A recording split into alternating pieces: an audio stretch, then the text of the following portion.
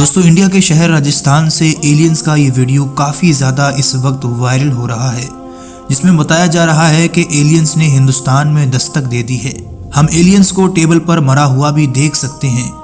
वहीं एक यूएफओ जो एलियंस की सवारी मानी जाती है, वो भी इस वीडियो में दिखाया जा रहा है। आखिर इसके पीछे की क्या है सच्चाई, ये जानकर आप हैरान रह जाएंगे।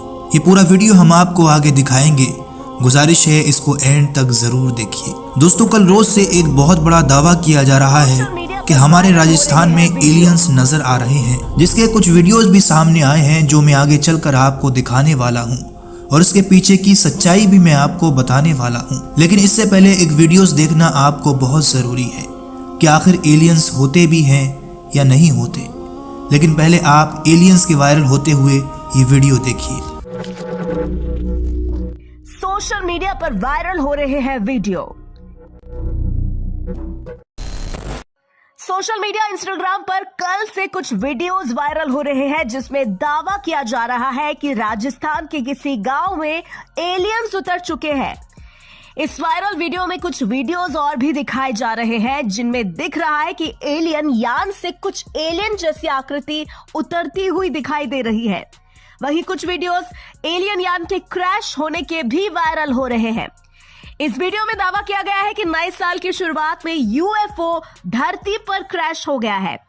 आइए जानते हैं क्या है वायरल वीडियो की सच्चाई।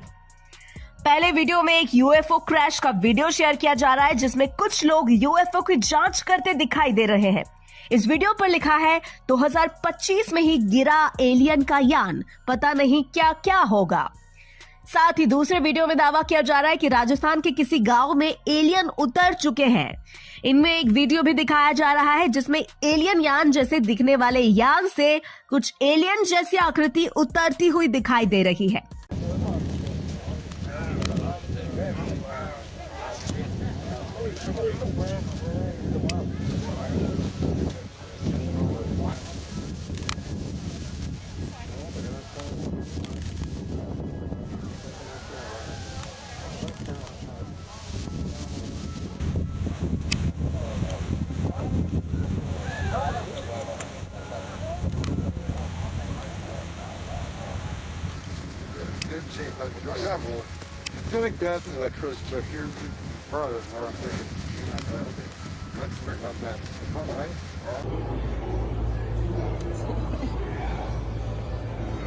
दोस्तों, आपने ये सारे वीडियोस देखे जिसमें एक एलियंस मरा पड़ा है टेबल के ऊपर, और लोग उसको हाथ भी लगा रहे हैं, और देखने से तो ऐसा लग रहा है कि जैसे 100% रियल हो।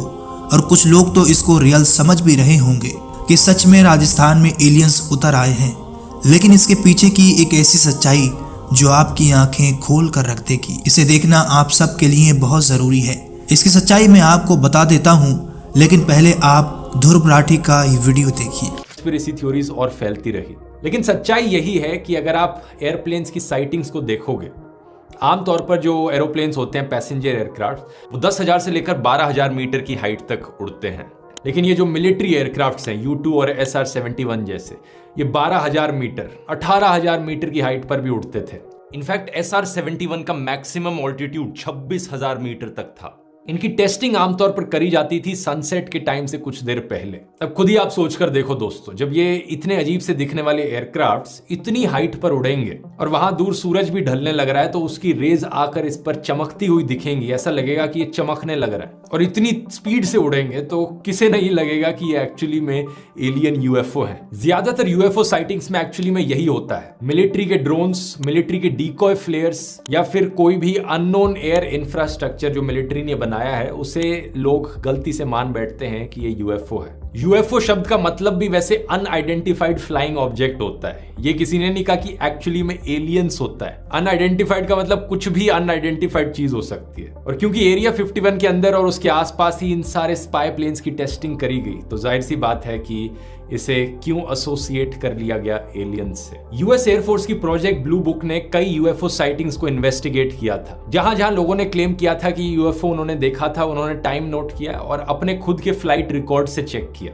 पता चला कि फ्लाइट रिकॉर्ड्स मैच करते थे। लेट 1950s 1960s में ऐसे ही मेजॉरिटी यूएफओ रिपोर्ट्स को एलिमिनेट किया गया। बॉब लाजार कंस्पिरेसी थ्योरिस्ट जो क्लेम करते हैं कि उन्हें सरकार के द्वारा हायर किया गया था एलियन टेक्नोलॉजी को इन्वेस्टिगेट करने के लिए, पता चलता है कि उनका खुद का एजुकेशनल बैकग्राउंड भी फैब्रिकेटेड है। उनकी फर्जी डिग्री है एक MIT से जो क्लेम करते हैं। वो कहते हैं कि एक्चुअली में वो कॉन्फिडेंशियल गवर्नमेंट रिसर्च कर रहे थे MIT यूनिवर्सिटी में, इसलिए ऑफिशियली इनरोल नहीं कर पाए, इसलिए कोई रिकॉर्ड नहीं है उस चीज की, लेकिन क्लेम करते हैं कि भाई MIT से पढ़ाई करी। ये तो वही बात हो गई कि मैं भी कह दूं कि मैंने अंडर कवर रहकर सरकार के लिए काम किया था, IIT में रिसर्च करी थी, इसलिए मैंने IIT से पढ़ाई करी है, लेकिन आपको कोई IIT का रिकॉर्ड नहीं मिलेगा मेरे नाम से, क्योंकि ऑफिशियल रिकॉर्ड नहीं है। समझ रहे हो ना? बॉब लाजार ने क्लेम किया था कि एलियन स्पेसक्राफ्ट को एलिमेंट 115 के द्वारा पावर किया जाता था, जिसकी मदद से अपनी खुद की ग्रेविटी क्रिएट कर सकता था वो alien spacecraft. Element 115 is a super heavy element, but it's a unique element. When it's exposed to radiation, it produces its own gravitational field, its own anti-gravitational field, and it's what's used to lift and propel the craft and create distortions around it. भाई आपका knowledge तो कमाल का है भाई का। लेकिन कई साल बाद जाकर 2003 में रशियन साइंटिस्ट ने एक्चुअली में इस एलिमेंट का आविष्कार किया।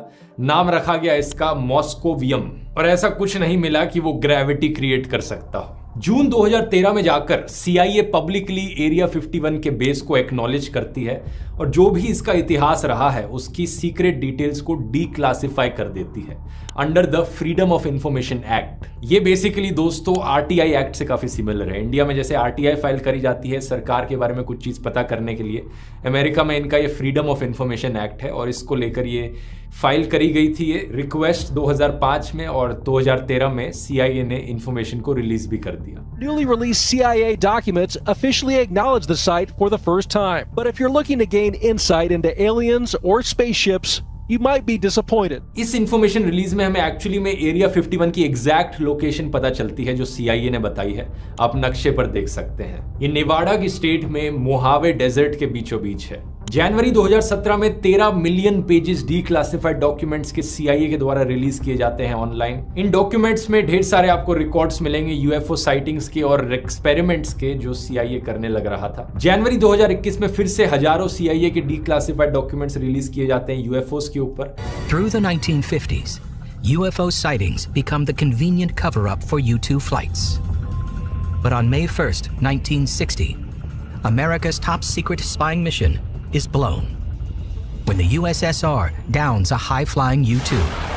और इस बारी एजेंसी का कहना है कि जितना भी रिकॉर्ड था इनके पास UFOs के ऊपर अब सब पब्लिक के सामने मौजूद है। कुछ रिपोर्ट्स इसमें काफी इंटरेस्टिंग थी। मिस्टीरियस एक्सप्लोजन्स देखे गए थे रशियन शहर के ऊपर। एक फर्स्ट हैंड अकाउंट था एक अजीबोगरीब चीज का, एक अजीबोगरीब फ्लाइंग ऑब्जेक्ट जो अजरबैजान की राजधानी बाकू के ऊपर देखा गया था। US गवर्नमेंट लेकिन आज के दिन इन्हें UFOs नहीं बुलाती, क्योंकि UFOs एलियन से काफी ज्यादा एसोसिएटेड हो गए हैं, बल्कि US सरकार अब शब्द यूज करती है UAP यानी अनआइडेंटिफाइड एरियल फिनोमेना। दिसंबर 2020 में US पार्लियामेंट ने जब कोरोना वायरस का स्टिमुलस रिलीज किया था, सेम टाइम पर पार्लियामेंट ने नेशनल इंटेलिजेंस और सेक्रेटरी ऑफ डिफेंस को कहा था कि UAPs के ऊपर तुम्हारी जो भी रिपोर्ट है वो जनता के सामने रिलीज करो। अब कंस्पिरेसी थ्योरिस्ट के पास कोई आर्गुमेंट बचता नहीं है वैसे यहाँ पर, क्योंकि US की सरकार खुद ही मांग कर रही है कि ये जो भी UFOs UAPs के ऊपर डेटा है ये सब रिलीज करो। अप्रैल 2020 में 3 वीडियोस रिलीज किए जाते हैं पेंटागन के द्वारा, जब US डिपार्टमेंट एक्चुअली में एक्नॉलेज करता है कि ये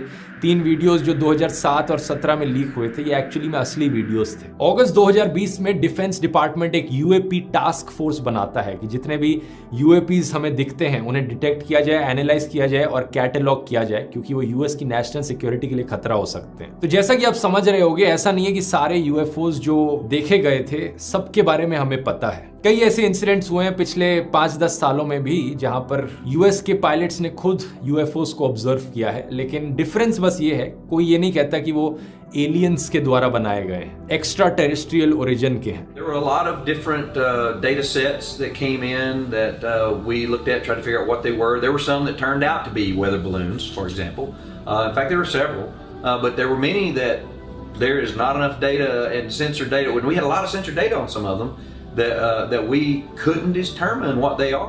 माना यह जाता है कि ये UFOs किसी हाईली क्लासिफाइड प्रोग्राम का हिस्सा है। जिस पर किसी देश की सरकार की कोई एजेंसी काम करने लग रही है। आज के दिन भी एरिया 51 एक ऐसा ही एरिया है जहां पर कॉन्स्टेंटली नेक्स्ट जनरेशन एयरक्राफ्ट्स की टेस्टिंग करी जाती है। आज के दिन एरिया 51 एक ग्लोबल सेंसेशन बन चुका है, ना सिर्फ अमेरिकन के लिए बल्कि दुनिया भर के लोगों के लिए। और अमेरिकन स्टेट नेवाडा के लिए बहुत अच्छा टूरिज्म का भी एक जरिया बन चुका है। साल 1996 में जो नेवाडा की स्टेट थी, उन्होंने अपने हाईवे को रीनेम कर दिया था as the extra terrestrial highway. उन्होंने सोचा अगर लोग आना ही चाहते हैं इस कंस्पिरेसी थ्योरीज में यकीन करके इस जगह पर, तो आए, हम इसका फायदा उठाते हैं टूरिज्म के लिए। बस एक चीज है, कभी आप इसके पास जाओ तो एरिया 51 के अंदर मत जाना, ट्रेसपास मत करना, क्योंकि अभी भी वो एक मिलिट्री की फैसिलिटी है। वहां जाओगे तो वो आपको अरेस्ट कर लेंगे। एक डच यूट्यूबर था टीस ग्रांजियर करके, जिसने एरिया 51 के अंदर घुसने की। दोस्तों, आपको ये वीडियो देखकर समझ आ ही गया होगा कि एलियंस होते हैं या नहीं।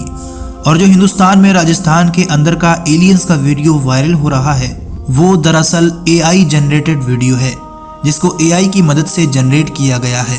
और ये सारे के सारे फेक वीडियोस हैं, जिनको राजस्थान के अंदर का बताकर काफी ज्यादा वायरल किया जा रहा है।